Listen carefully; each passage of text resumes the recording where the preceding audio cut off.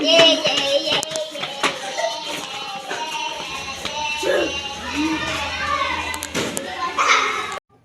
Di tempat duduk, siap, gerak, kita mulai.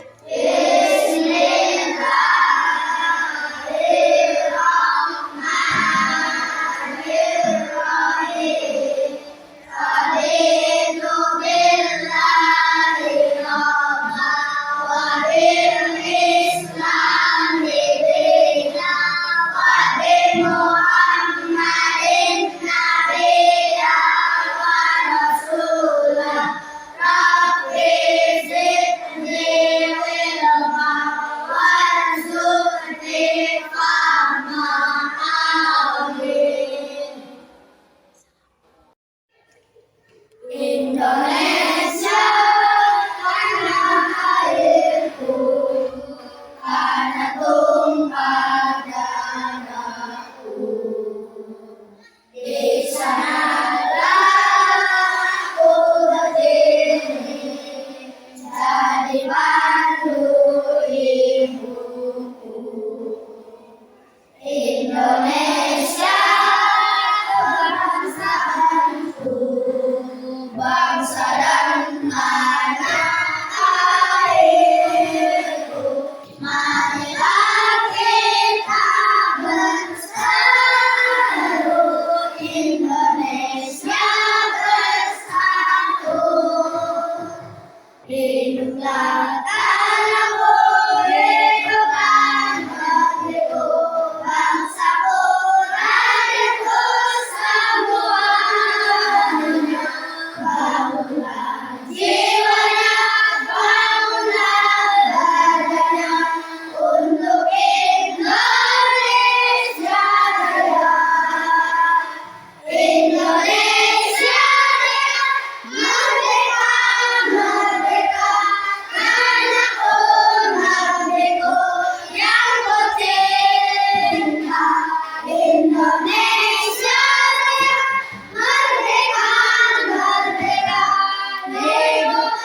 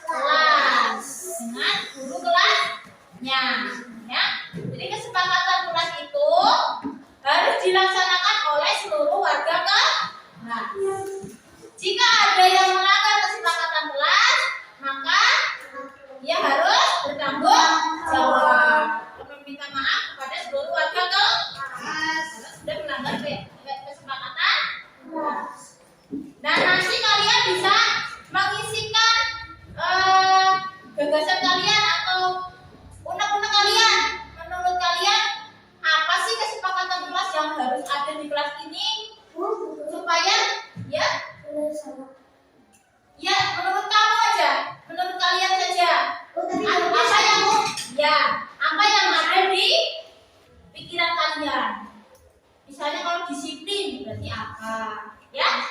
Ya? Bisa? Guru bagikan. Kalian tulis catatan kelas yang menurut Anda. Jangan aja. Ya nanti kamu tempelkan hasil yang kamu tulis ke depan.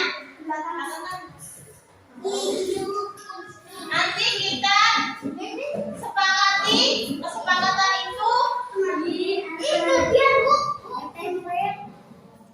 Kita sepakati. Ya, boleh ditulis.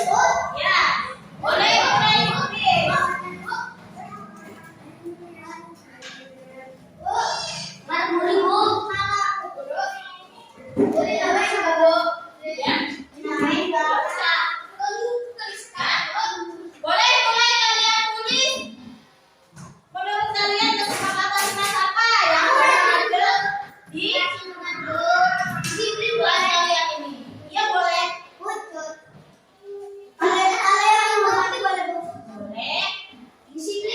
Ya bebas boleh. Apa saja boleh dituliskan. Yang menurut kalian itu baik.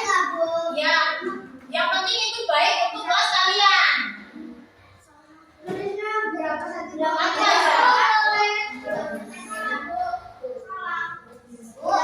Yang sudah boleh ditempel di sini. Boleh, apa saja boleh. Lo yang sudah boleh ditempel.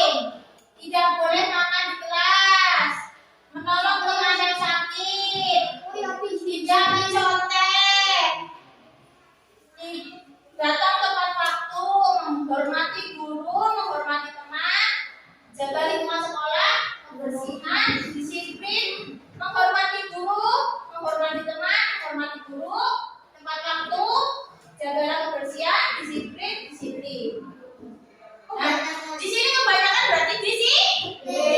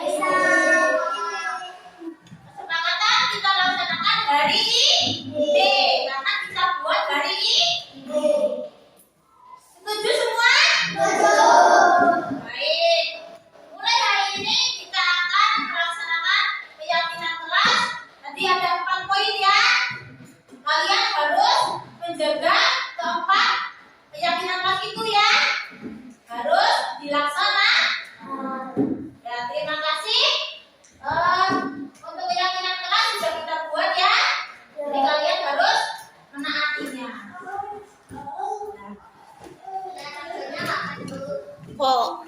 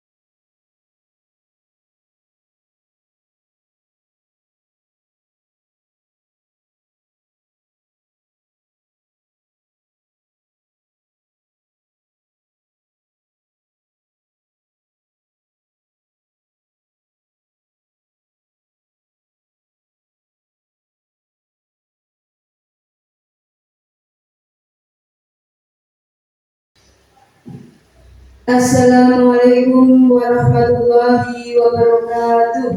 Waalaikumsalam warahmatullahi wabarakatuh. Yang terhormat Kepala SD Negeri Sitamulya 06 Bapak Samijo SPDSD, yang kami hormati Bapak Ibu Guru SD Negeri Sitamulya 06. Pertama-tama marilah kita panjatkan puji syukur kehadirat Allah Subhanahu wa Ta'ala yang telah memberi kesehatan kepada kita di siang hari ini, sehingga kita dapat berkumpul dalam kegiatan diseminasi pemahaman dan pengalaman penerapan budaya positif. Sebelumnya kami bacakan susunan acara pada siang hari ini.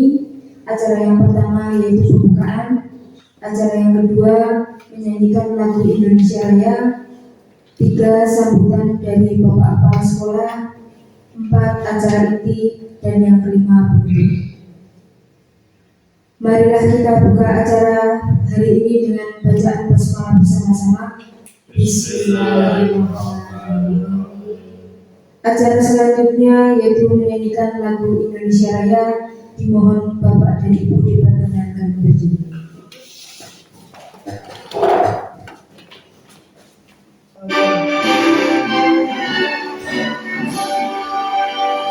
Indonesia, tanah airku, tanahku padamu. Di sanalah aku berdiri, dari padu ibuku. Indonesia, ku bangsaku, bangsa yang tanah airku. Kalau kita berseru, Indonesia bersatu. Hiduplah tanahku, hiduplah negeriku, bersatu rakyatku semuanya. Bangunlah jiwanya, bangunlah badannya, untuk Indonesia yang Indonesia yang merdeka, merdeka, tanahku negeriku yang cinta. Indonesia yang merdeka, merdeka, hiduplah Indonesia yang Indonesia yang merdeka, merdeka, tanahku negeriku yang cinta. Indonesia yang merdeka, merdeka, hiduplah Indonesia Raya.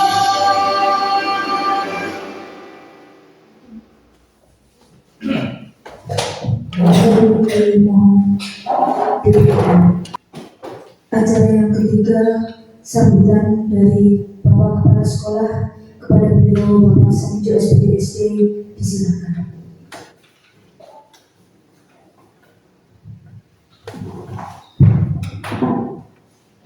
Assalamualaikum warahmatullahi wabarakatuh.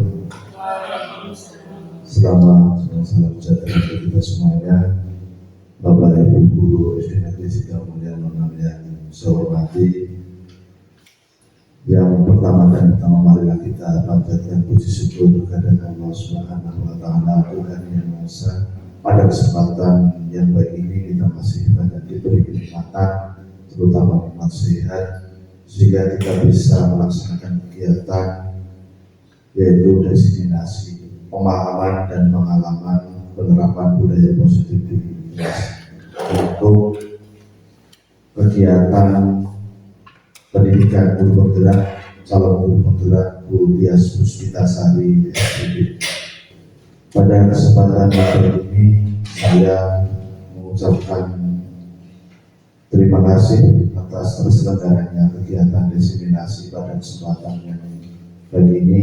Mudah-mudahan dalam kegiatan diseminasi pemahaman dan pengalaman penerapan budaya positif di kelas nanti bisa mendatangkan sebuah pengetahuan dan wawasan kita semuanya, khususnya keluarga besar di SD Negeri Sidomulyo, sehingga hal-hal baik, hal-hal yang positif dalam pemahaman dan pengalaman penerapan budaya positif nanti benar-benar bisa kita laksanakan di SD Negeri Sidomulyo. Demikian yang mungkin bisa saya sampaikan. Selamat mengikuti kegiatan diseminasi. Mudah-mudahan apa yang kita laksanakan mendatangkan kebaikan dan bermanfaat untuk kita semuanya. Assalamualaikum warahmatullahi wabarakatuh.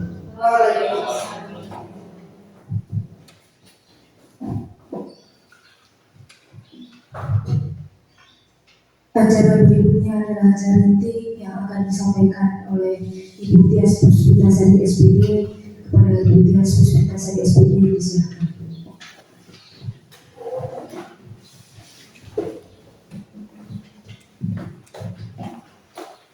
Ya. Assalamualaikum warahmatullahi wabarakatuh. Waalaikumsalam warahmatullahi wabarakatuh. Terima kasih pada Bapak Ibu Guru SD Negeri 06, SD Negeri Sidomulyo 06 yang telah meluangkan waktunya untuk bisa mengikuti acara pada siang hari ini. Pada siang hari ini saya akan memaparkan ilmu yang sudah saya dapatkan dari pendidikan guru penggerak, yaitu salah satunya adalah tentang budaya positif. Sebelum saya masuk pada materi, saya akan sedikit memperkenalkan untuk fasilitator dan pengajar praktik yang selama ini membimbing saya, kurang lebih sudah 2 bulan mendampingi saya untuk pendidikan guru penggerak ini. Yang pertama, fasilitator yaitu Ibu Reni Asyaroh Nur Samsiah. Ibu Reni ini beliau bertugas di SD Negeri 1 Jati, Karanganyar. Kemudian pengajar praktik saya yang setiap bulannya mendampingi saya datang untuk memberi pendampingan itu Bapak Pratikno yang mengajar di SD Negeri Sidomulyo. Ya. Kemudian saya sendiri CGP Angkatan 9, jika nanti lulus insya Allah menjadi calon guru penggerak Angkatan 9. Kemudian sebelumnya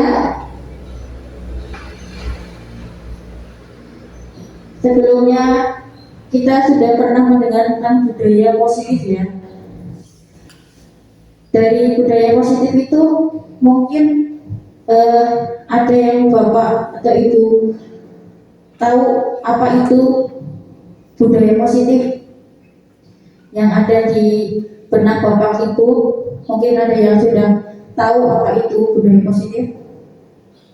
Budaya mungkin ya. Terima kasih, izinkan saya memberikan pendapat atau mengungkapkan sedikit pendapat. Menurut saya budaya positif itu nilai-nilai atau kebiasaan yang biasanya dilakukan sehari-hari, kebiasaan yang baik terutama itu. Terima kasih. Ya, itu dari Buria, pendapat dari Buria tentang budaya positif. Kemudian di dalam budaya positif itu ada contoh-contoh kegiatannya. Mungkin bisa salah satu menyebutkan contoh kegiatan yang sudah kita lakukan di sekolah ini, di sekolah SD Negeri Sidamulia 06 ini. Kira-kira contoh budaya positif apa yang sudah kita lakukan? Monggo, mungkin Pak Dadan. Iya, barangkali yang sudah kita lakukan di antaranya sholat duha berjamaah, kemudian ucapan salam kepada Bapak Ibu guru, bahkan juga bersalaman ketika pagi hari bertemu dengan Bapak Ibu guru, dan yang terakhir melaksanakan sholat duhur berjamaah setiap hari yang telah dijadwalkan oleh sekolah. Seperti itu barangkali contoh budaya positif yang telah dilaksanakan di sekolah kita. Ya, terima kasih untuk Pak Dadan. Nah, berarti budaya positif itu sudah tidak asing ya di telinga kita. Kita sudah sering kali melaksanakan budaya positif itu di sekolah kita. Ya, di sini budaya positif itu adalah nilai-nilai atau keyakinan-keyakinan dan kebiasaan-kebiasaan yang berpihak pada murid agar murid dapat berkembang menjadi pribadi yang kritis, penuh hormat dan bertanggung jawab. Ya, salah satu unsur dari budaya positif adalah disiplin positif sebagai salah satu wadah menciptakan budaya positif. Nah, jadi disiplin positif itu suatu cara untuk mendapatkan budaya positif. Materi yang akan saya paparkan siang hari ini yang pertama disiplin positif dan nilai-nilai kebajikan universal, kemudian teori motivasi, hukuman, penghargaan dan restitusi, 5 posisi kontrol seorang guru, kemudian kebutuhan dasar manusia dan dunia yang berkualitas, kemudian nanti ada keyakinan kelas dan segitiga restitusi.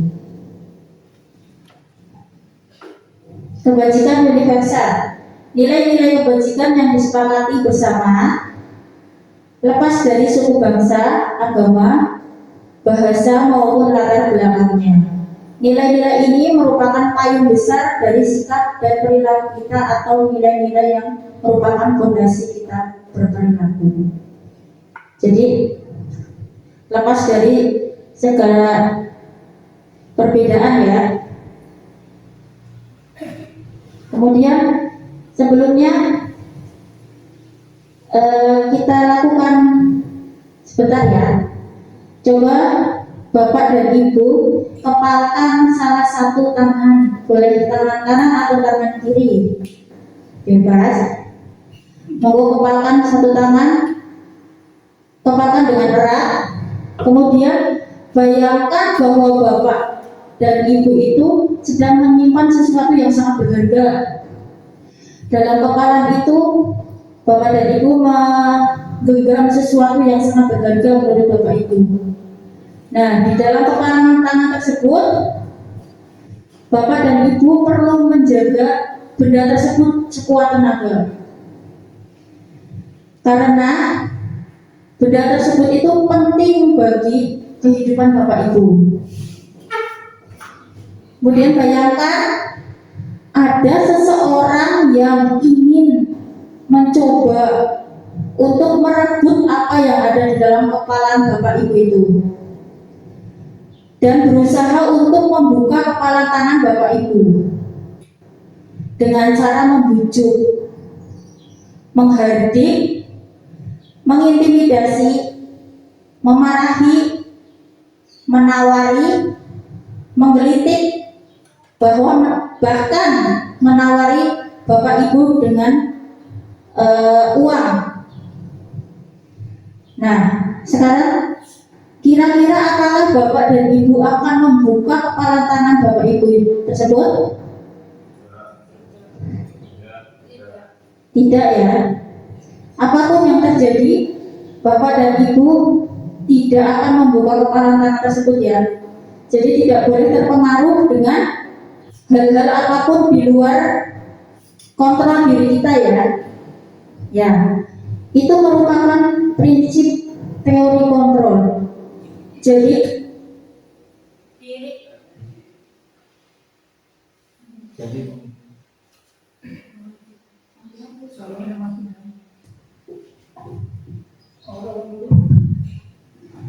Jadi hanya diri kita yang bisa mengontrol apa yang ada pada diri kita. Jadi orang lain tidak akan bisa mengontrol penguasaan kontrol diri kita sendiri.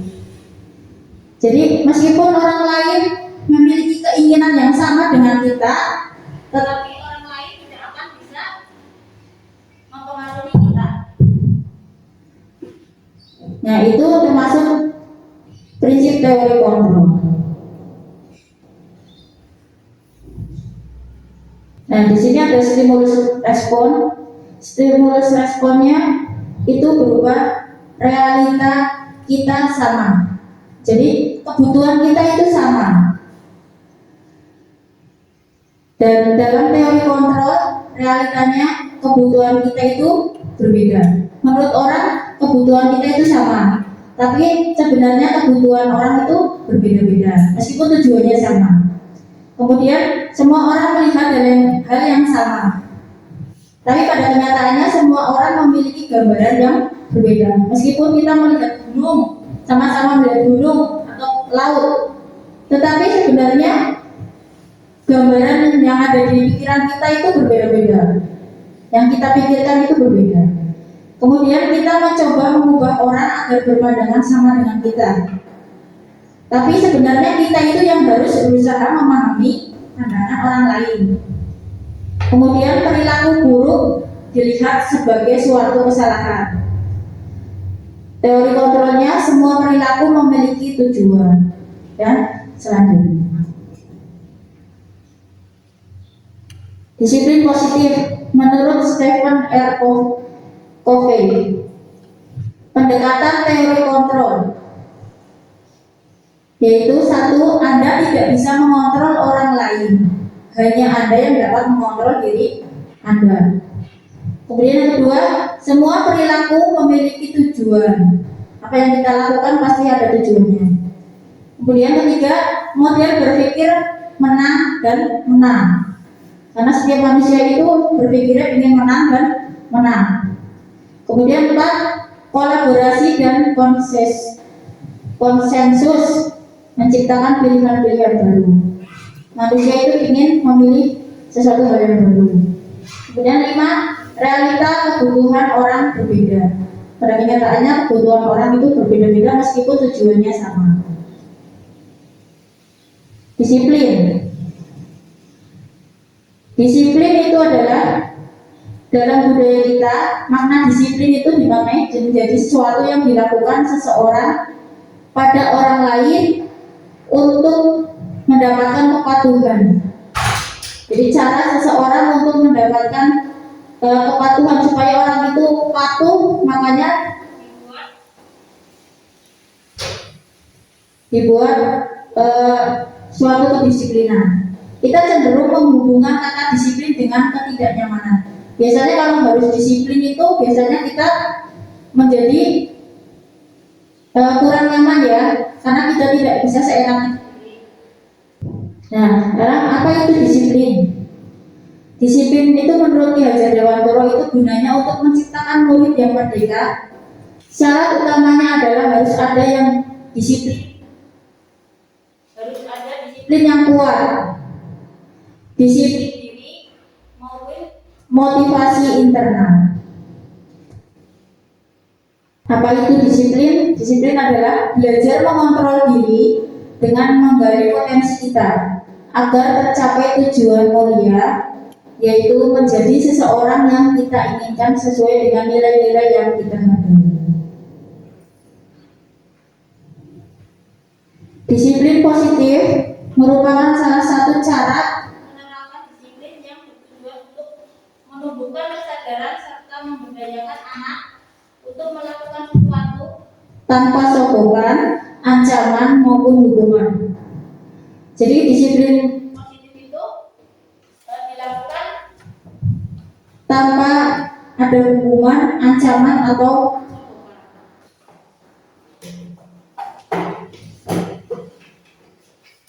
sebagai pendidik.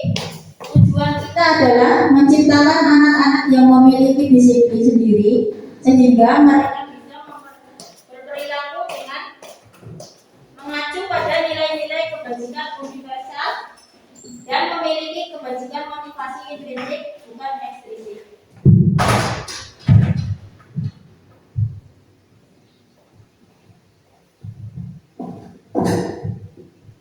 nilai-nilai kebajikan universal. Sifat-sifat positif manusia yang merupakan tujuan mulia yang ingin dicapai setiap Individu. Setiap perilaku memiliki tujuan. Mengaitkan nilai-nilai kebajikan yang diyakini seseorang, maka motivasi intrinsiknya akan terbangun sehingga menggerakkan motivasi dari dalam untuk mencapai tujuan yang mulia yang diinginkan. Di sini Di sini ada 5 kebutuhan dasar manusia. Yang pertama itu kesenangan. Kesenangan setiap anak pasti memiliki kesenangan masing-masing. Contohnya ada anak yang suka dengan pelajaran matematika, ada anak yang menyukai pelajaran olahraga. Jadi setiap anak punya kesukaan sendiri-sendiri. Mereka bebas untuk memilih pelajaran mana yang mereka sukai, tetapi tidak mengurangi kedisiplinan itu. Jadi mereka tetap harus mengikuti semua pelajaran, tetapi mereka bisa mengembangkan diri mereka dengan kesenangan pelajaran yang mereka senang itu. Kemudian kebebasan. Setiap anak bebas mengutarakan pendapatnya. Dalam keyakinan kelas, mereka bisa mengungkapkan apa yang mereka inginkan supaya kelas itu menjadi lebih nyaman. Kemudian cinta dan kasih sayang.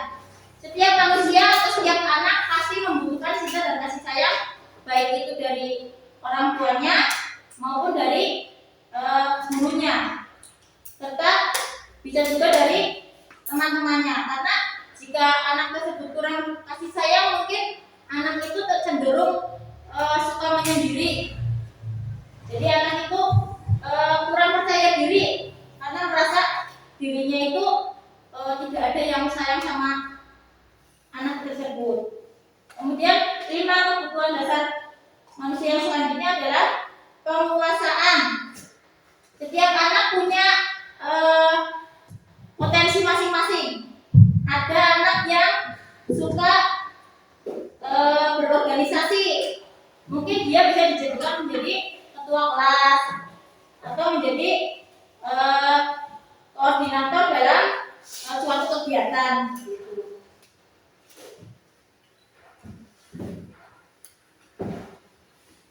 Teori motivasi, hukum, penghargaan, dan restitusi.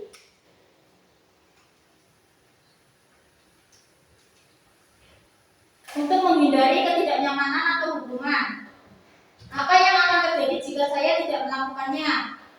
Itu termasuk motivasi eksternal. Kemudian untuk mendapatkan imbalan dari orang lain, apa yang akan saya dapatkan jika melakukannya? Itu termasuk motivasi eksternal. Jadi apa yang akan terjadi jika tidak melakukannya, tidak melakukan PR tentunya, atau apa yang akan saya dapatkan jika saya tidak mengerjakan PR? Apakah akan dapat hukuman dari guru atau akan mendapat nilai jelek? Itu merupakan motivasi eksternal. Jadi mereka merasa termotivasi untuk mengerjakan tugasnya. Kemudian ada motivasi internal, yaitu saya akan menjadi orang seperti apa jika melakukannya. Jadi mereka itu akan berpikiran nantinya itu saya akan jadi seperti apa sih kalau saya mendapat nilai bagus? Apakah kalau saya sudah besar nanti kalau dapat nilai bagus jadi dokter atau bisa jadi guru seperti itu. Itu motivasi eksternal dan motivasi internal. Di sini konsep disiplin dengan identitas gagal. Ini penerapan disiplin tapi dengan sebenarnya gagal, mendisiplinkan tapi gagal.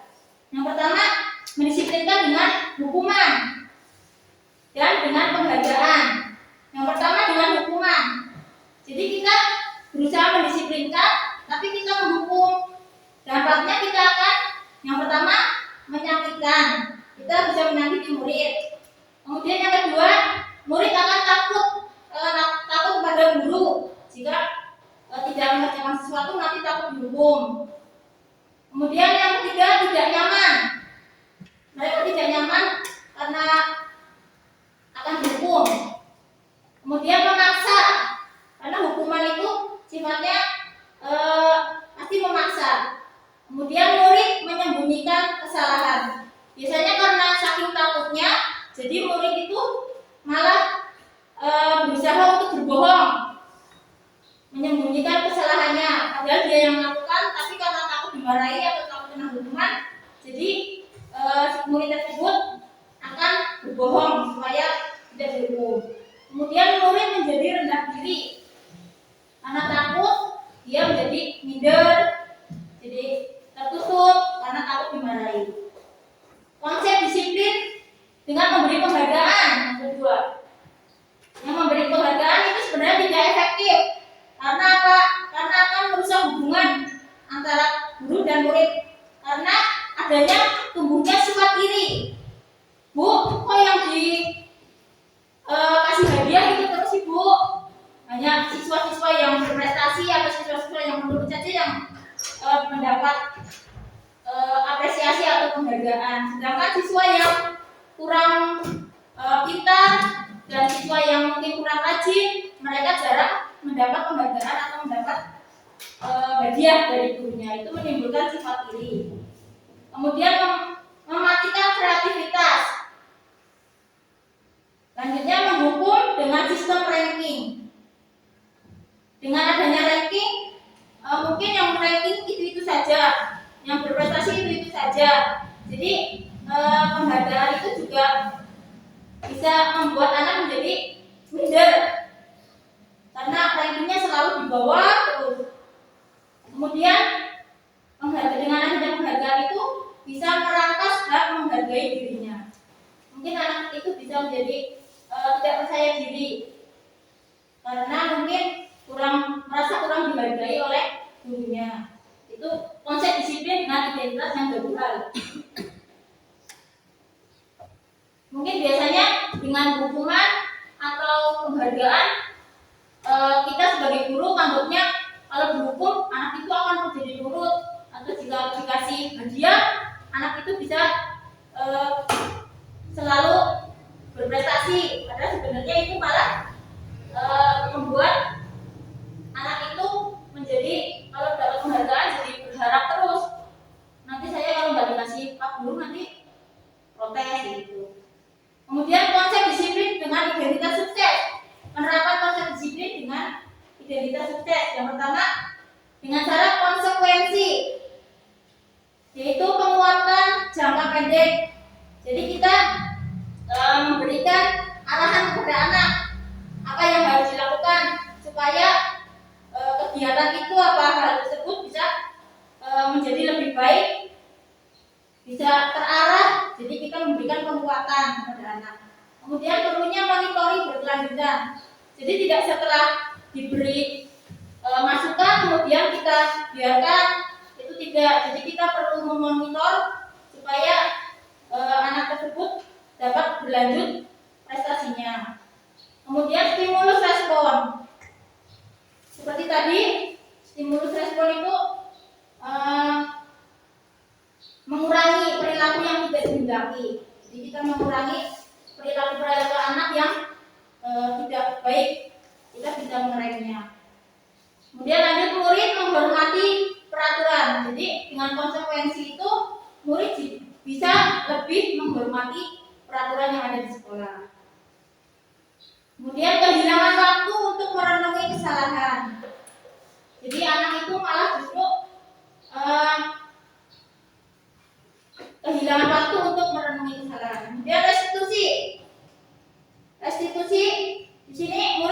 jawab untuk perilakunya.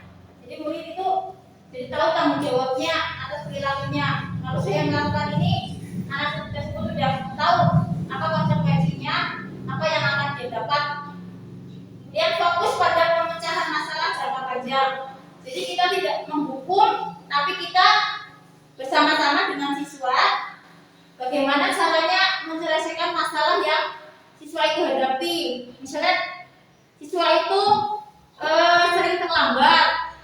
Nah, bagaimana kita tidak menghukumnya karena dia sering terlambat, kita hukum tidak boleh masuk kelas atau suruh berdiri di depan kelas, itu tidak. Tapi kita fokus cara memecahkan masalah. Kenapa sih dia bisa terlambat? Apakah dia sering membantu orang tuanya sampai lembur-lembur, jadi kelelahan, jadi pagi bangunnya kesiangan, terlambat ke sekolah, atau tiap malam anak itu sering bermain HP. Jadi kita tanya apa masalahnya dan kita pecahkan bersama-sama dengan anak. Kemudian murid menghormati dirinya dan orang lain. Murid akan lebih menghormati dirinya dan orang lain atau guru. Teori kontrol, dirinya memegang kontrol. Anak tersebut bisa mengontrol dirinya sendiri. Apa yang akan dia lakukan itu betul atau tidak, anak itu bisa mengontrolnya. Kemudian murid bersemangat memperbaiki kesalahan. Murid akan lebih bersemangat untuk memperbaiki kesalahan-kesalahan yang pernah dia lakukan dan tidak akan mengulanginya lagi. Itu konsep disiplin dengan identitas sukses. Kemudian restitusi. Di dalam pendidikan guru penggerak saya dijelaskan tentang restitusi. Restitusi itu merupakan proses menciptakan kondisi bagi murid untuk memperbaiki kesalahan mereka sehingga mereka bisa kembali pada kelompok mereka dengan karakter yang lebih kuat. Jadi kita mengembalikan kondisi anak yang tadinya mungkin suka berantem atau suka ngalahin temennya, itu kita perbaiki kesalahan mereka sehingga mereka bisa kembali ke bersama teman-temannya tapi dengan karakter yang lebih kuat. Jadi justru anak itu bisa menjadi contoh teman-temannya bahwa saya bisa lebih baik dari sebelumnya. Kemudian restitusi juga merupakan kolaborasi yang mengajarkan murid untuk mencari solusi untuk masalah mereka. Dengan restitusi itu, jadi siswa itu justru akan bisa memecahkan masalah yang dia hadapi, dibantu dengan guru dan orang tuanya. Kemudian restitusi itu juga bisa membantu murid berpikir tentang orang seperti apa yang mereka inginkan dan bagaimana mereka harus memperlakukan orang lain. Konsep disiplin pendekatan restitusi. Ciri-ciri dari restitusi itu cara menanamkan disiplin pada murid. Ciri-cirinya restitusi bukan untuk menebus kesalahan, namun untuk belajar dari kesalahan. Kemudian restitusi memperbaiki hubungan siswa dengan guru atau dengan orang tuanya. Restitusi adalah tawaran bukan paksaan. Restitusi menuntun untuk melihat ke dalam diri. Restitusi fokus pada karakter bukan tindakan. Restitusi fokus pada solusi. Restitusi mengembalikan murid yang berbuat salah pada kelompoknya. Nah, di sini ada perbedaan. Ada perbedaan restitusi, konsekuensi, dan hukuman. Contohnya, ada siswa yang tidak mengerjakan PR. Nah, ini kalau dengan konsekuensi, guru menyelesaikan masalahnya dengan konsekuensi, menertibkan siswa itu yang sering tidak mengerjakan PR itu dengan konsekuensi. Yang pertama, guru memberikan konsekuensi untuk mengerjakan PR. Jadi guru tetap memerintahkan anak itu untuk tetap mengerjakan PR, umpamanya suruh mengerjakan di luar, gitu. Saat istirahat atau memberi tambahan karena tidak mengerjakan, PR-nya ditambah menjadi 3 kali lipat. Itu konsekuensi. Jadi anak itu harus menerima ibaratnya hukuman lah, seperti hukuman dari guru karena tidak mengerjakan PR. Terus guru tegas dan siswa menghormati peraturan. Gurunya tegas menjadikan siswa menghormati peraturan. Kemudian kalau hukuman, di sini hukuman guru itu memberi hukuman siswa, contohnya dengan memberi hukuman hormat ke bendera selama 10 menit di lapangan. Siswa suruh hormat, dihukum suruh hormat. Kemudian guru marah dan murid menjadi takut. Gurunya marah-marah karena siswa tersebut tidak mengerjakan PR. Akhirnya muridnya jadi takut. Sedangkan untuk restitusi, penyelesaian masalah dengan restitusi, itu yang pertama guru menanyakan keyakinan kelas dan membantu siswa menyelesaikan masalah. Jadi di sini guru itu di kelas itu sudah dibikin keyakinan kelas. Contohnya disiplin, harus disiplin. Nah, guru itu menanyakan kenapa tidak mengerjakan PR, apa konsekuensinya atau apa keyakinan kelas yang sudah dilanggar oleh anak tersebut. Nanti anak tersebut menyebutkan bahwa dia sudah melanggar peraturan kelas, yaitu disiplin, dan membantu siswa untuk menyelesaikan masalah. Mungkin mengingatkan jika pulang sekolah langsung mengerjakan PR, atau kalau sore setelah sholat isya kita sebagai guru mengingatkan, mungkin silakan yang ada PR bisa dikerjakan dengan memberi pesan kepada wali murid melalui WA. Kita bisa selalu mengingatkan, membantu siswa menyelesaikan masalahnya supaya tidak terlambat mengerjakan tugas atau mengerjakan PR. Kemudian guru terbuka dan siswa menghormati dirinya dan orang lain. Jadi guru itu lebih terbuka. Jadi siswa itu nggak takut kalau ada masalah, siswanya bisa langsung curhatlah dengan guru. Dan siswa menghormati dirinya dan orang lain, lebih menghormati guru dan teman-temannya.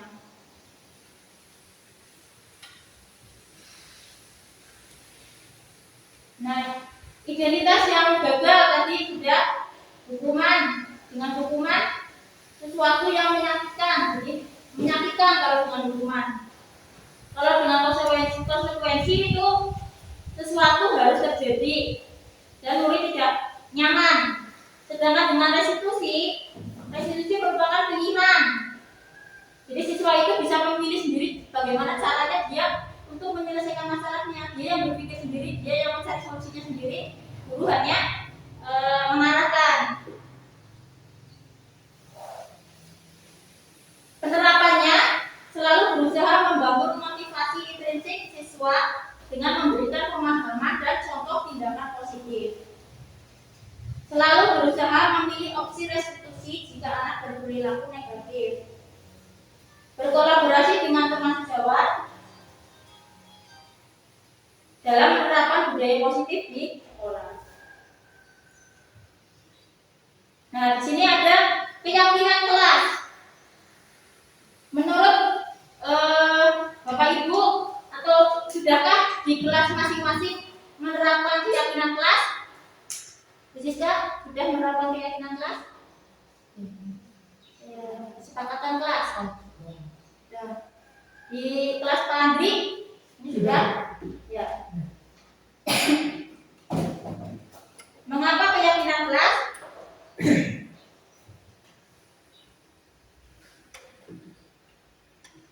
Nah, keyakinan kelas di sini adalah kesepakatan kelas yang dibuat oleh warga kelas dan wali kelasnya. Gunanya untuk supaya dalam pembelajaran itu lebih nyaman dan lebih terarah. Jadi jika siswa akan melakukan suatu hal yang di luar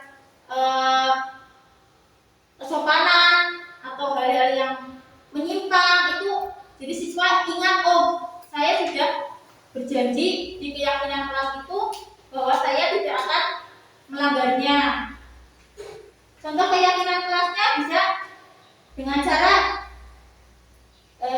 contoh, jangan membuang sampah sembarangan. Itu berarti keyakinan kelasnya bisa berubah menjaga kebersihan kelas. Kemudian tidak nakal dengan teman. Jadi keyakinan kelasnya apa? Menghargai dan menghormati atau menghargai dan menyayangi.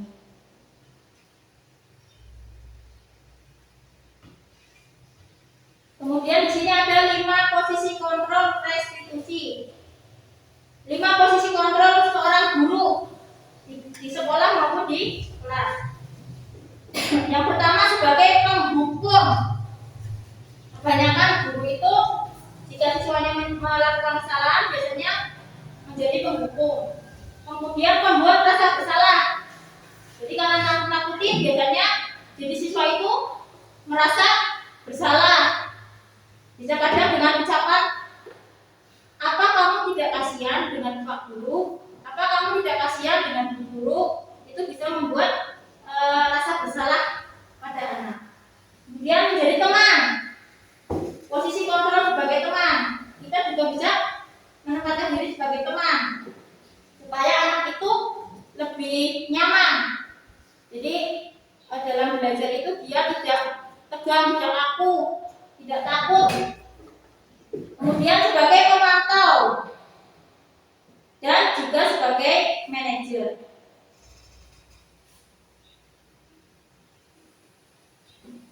Nah, di sini ada video tentang posisi kontrol guru sebagai penghukum.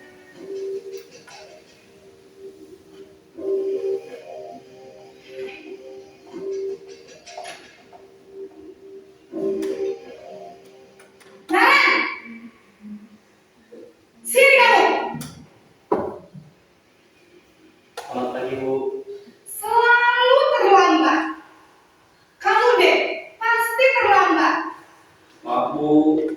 Saya Apa? Apa coba? Alasan kamu apa lagi? Kapan sih kamu tidak terlambat? Malas sekali ya kamu jadi anak. saya Dasar pemalas. Gak kapok-kapok sih kamu. Sudah berapa kali terlambat? Sana, kamu keliling lapangan basket 2 kali. kenapa saya harus keliling lapangan basket, Bu? Kenapa? Kamu melawan ibu. Berani-beraninya jawab. Sudah terlambat, masih berani jawab pula. Sekarang, keliling lapangan basket 5 kali sekalian. Biar kapok. Cepat. Pergi sana ke lapangan basket.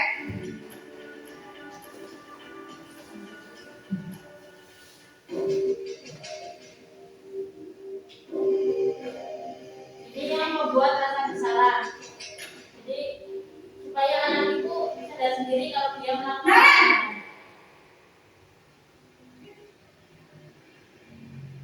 Selamat pagi, Bu. Naren. Kamu kenapa terlambat lagi, nak? Ya Tuhan, Naren. Kamu senang ya bikin ibu susah ya? Kalau kamu terlambat lagi, nanti ibu yang ditegur bapak kepala sekolah, nak. Disangka ibu tidak bisa membina kamu. Duh, gimana ini? Maaf, Bu. Duh, Gusti Naren. Kamu suka ya kalau ibu ditegur bapak kepala sekolah? Terus, sekarang ibu harus tulis apa yang di buku absen? Ini kamu sudah sering terlambat loh. Ibu harus apa coba? Maaf, Bu. Maaf sekali. Ya sudah, lain kali jangan bikin ibu susah lagi ya nak ya. Ibu tidak akan kuat lagi kalau kamu begini terus. Bisa jantungan kalau ibu ditegur bapak kepala sekolah. Sana cepat, kelas. Maaf ya, Bu. Maaf sekali. Jadi posisi sebagai teman.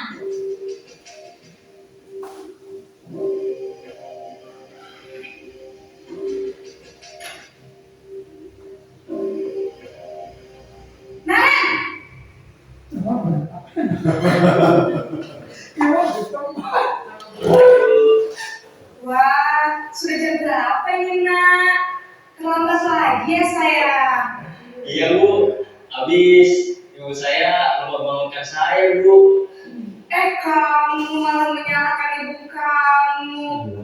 Kamu bukannya anak yang paling kencang. Kok terlambat sih? Iya Bu, saya memang bangun banget tadi. Jadi biarpun saya lari kencang, tetap gak kesenja Bu. Ya sudah Sarah, nanti lain kali larinya lebih kencang lagi ya, biar gak terlambat lagi. Bikin seneng ibu, demi ibu, bisa kan? Bisa lah Bu. Ya sudah Sarah, masuk kelas, ibu beresin urusan absen kamu. Kamu ini ada-ada saja. Isi memantau sebagai monitor.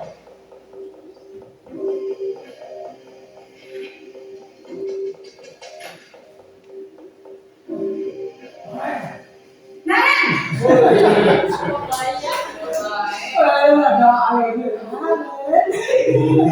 Naren, apa peraturan sekolah kita tentang jam berapa kita harus masuk sekolah? Nah? Kita harus di sekolah jam 7 Bu. Iya betul, sekarang sudah jam 7.20. Naren sudah tahu konsekuensinya jika terlambat hadir. Paham Bu, saya harus tinggal kelas pas jam istirahat selama 20 menit. Iya benar, konsekuensinya demikian. Jadi nanti jam 9.30 pas istirahat, kamu harus tinggal di kelas, kerjakan tugas tambahan untuk ketertinggalan kamu, ya? Baik Bu. Selamat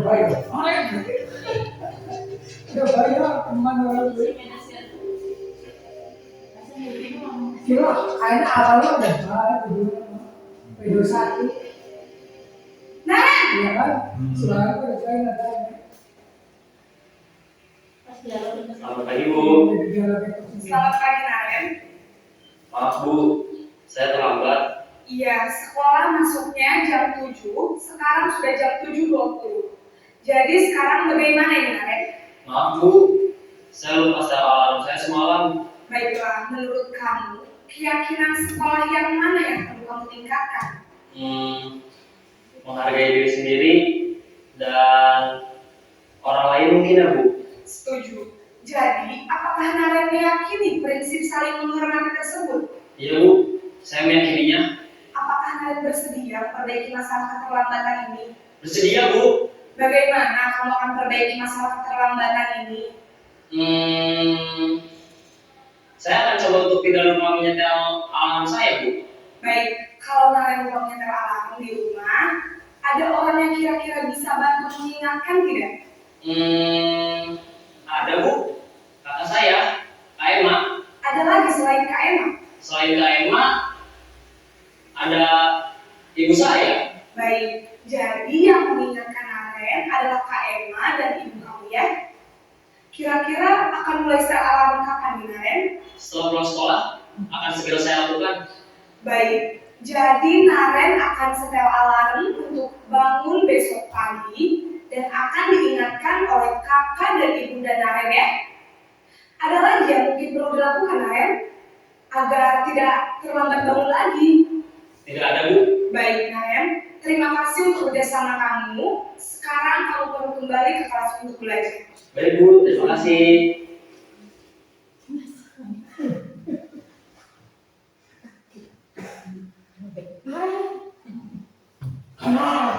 Itu tadi posisi kembali ya. Itu tadi 5 posisi kontrol sebagai guru: menghukum, membuat orang merasa bersalah, sebagai teman, sebagai pemantau, dan sebagai manajer. Tadi sudah ada kira-kira dialognya seperti itu.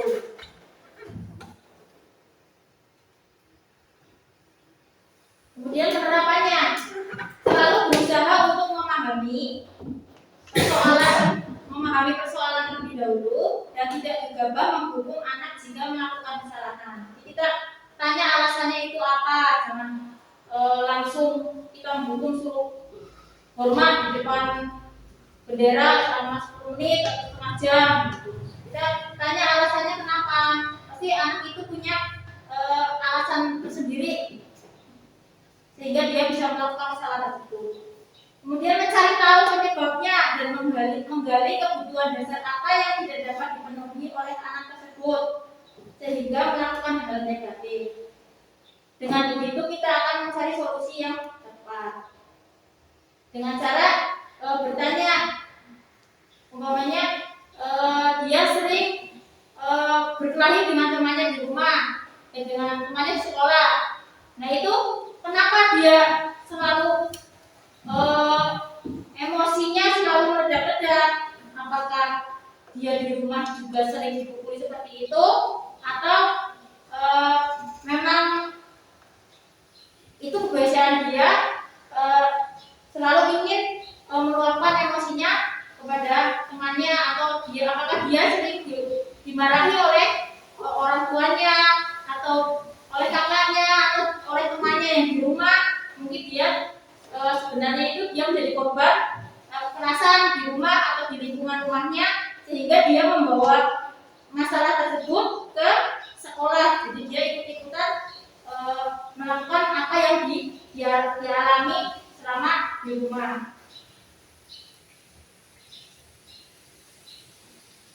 Nah, di sini keyakinan kelas. Mengapa kita memiliki peraturan harus menggunakan helm bila mengendarai kendaraan roda 2? Kira-kira kenapa kita harus memakai helm? Untuk keamanan, keselamatan. Ya, jadi alasannya kenapa kita harus memakai helm, yang pertama tadi untuk keselamatan dan keamanan. Itu masuknya ke faktor kesehatan. Jadi kalau kita memakai helm, jatuh tidak akan terluka. Jadi maksudnya ke faktor kesehatannya. Kemudian kenapa kita memiliki peraturan 3M, menggunakan masker, mencuci tangan, dan menjaga jarak? Kemarin waktu COVID kita menerapkan peraturan ini. Kira-kira kenapa kita menerapkan peraturan ini? Untuk pencegahan penularan penyakit. Iya, supaya kita terhindar dari pemaparan virus itu dari orang lain bisa mengenai diri kita. Jadi kita faktornya juga faktor kesehatan juga.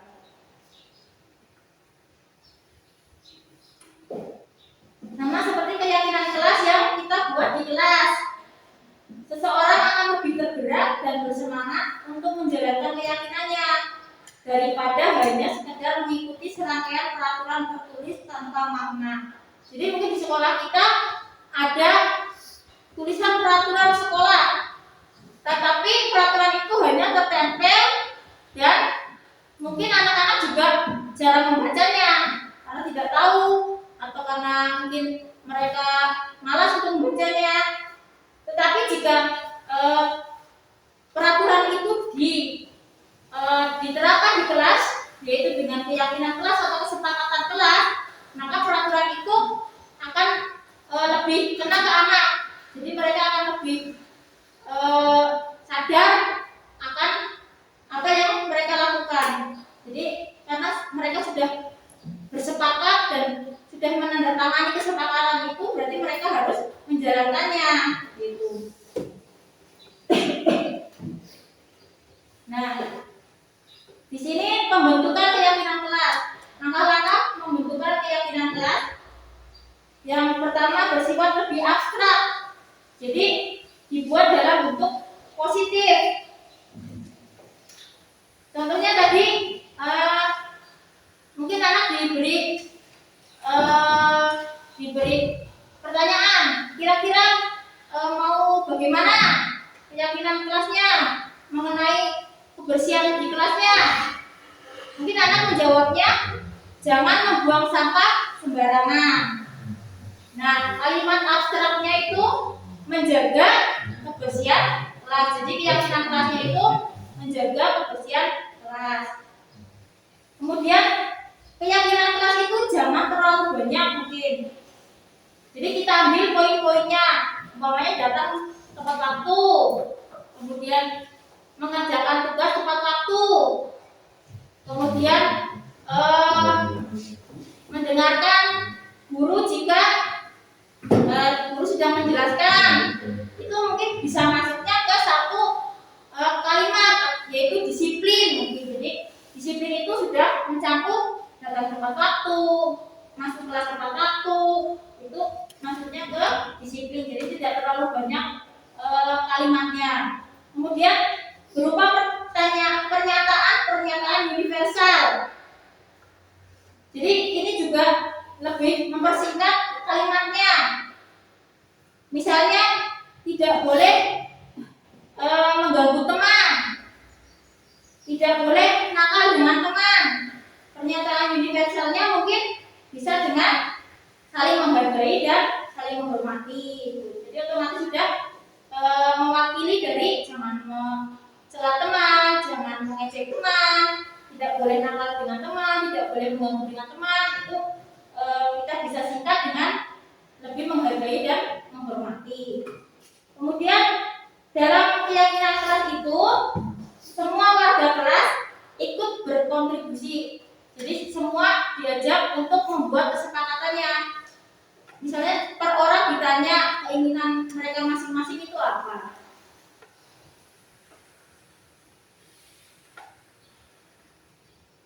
Prosedur pembentukan keyakinan kelas selanjutnya adalah curah pendapat bersama anggota kelas. Jadi semua anggota kelas dikumpulkan dan ditanya apa keinginan mereka, pendapat mereka, keinginan mereka itu apa. Ditanya satu persatu. Kemudian mencatat masukan. Kita catat masukan dari setiap individu, setiap siswa, setiap murid kita catat. Setelah dicatat, kita ubah kalimat negatif menjadi kalimat positif. Yaitu tadi tentang tidak mengejek, tidak mencela, tidak mengganggu. Itu bisa kita simpulkan menjadi saling menghormati. Prosedur pembentukan keyakinan kelas. Yang pertama meninjau kembali apakah keyakinan kelas itu bisa dilakukan oleh semua warga kelas, merugikan atau tidak. Kemudian meminta warga kelas menandatanganinya. Jadi setiap anak menandatangani hasil keyakinan kelas yang sudah disepakati.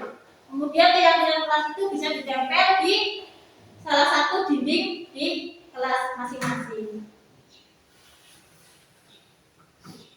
Refleksi dari keyakinan kelas, dari pembuatan keyakinan kelas. Yang pertama, anak lebih antusias melaksanakan keyakinan kelas. Kemudian anak memiliki kesadaran diri untuk bertanggung jawab. Jika tindakan mereka tidak sesuai dengan keyakinan kelas, anak yang tidak masuk dalam curah pendapat tidak dapat menyalurkan gagasannya. Tindak lanjutnya bisa dengan mengevaluasi keyakinan kelas secara berkala. Jadi setiap per semester bisa kita revisi atau kita sesuaikan yang kurang sesuai dengan kebiasaan-kebiasaan anak. Jadi setiap bulan atau setiap semester kita bisa mengevaluasi dari keyakinan kelas yang sudah dibuat.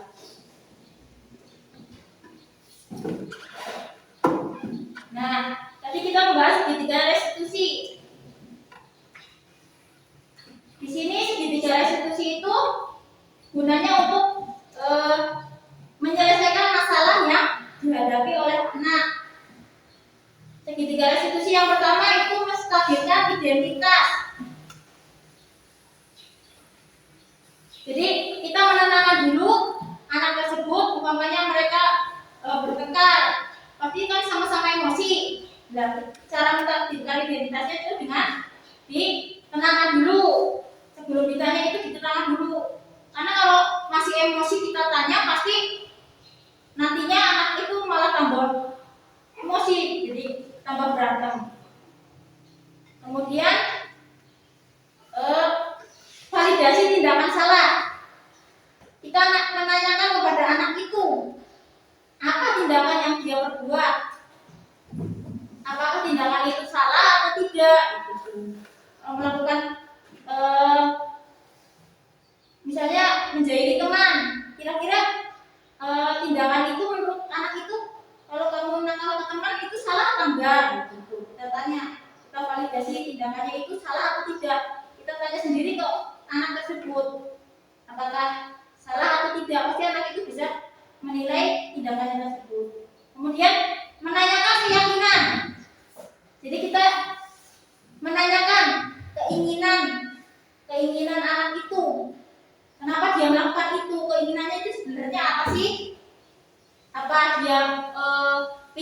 diperhatikan oleh gurunya, atau anak itu mungkin ingin mendapat apresiasi dari temannya karena dia tidak pernah ditemani oleh teman-temannya, mungkin jadi dia cari perhatian lah gitu. Itu segitiga restitusi, tahap yang mudah untuk melakukan penyelesaian kesalahan anak. Nah, di sini ada penerapan segitiga restitusi yang sudah saya buat dengan anak kelas 5.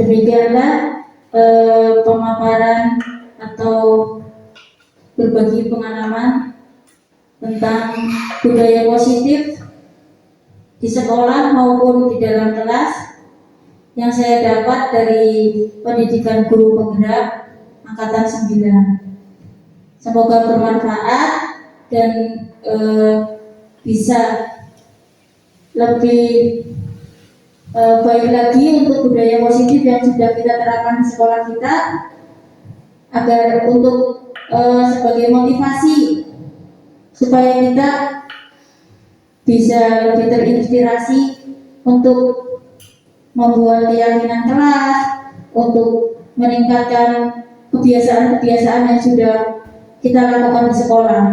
Terima kasih. Saya kembalikan ke moderator.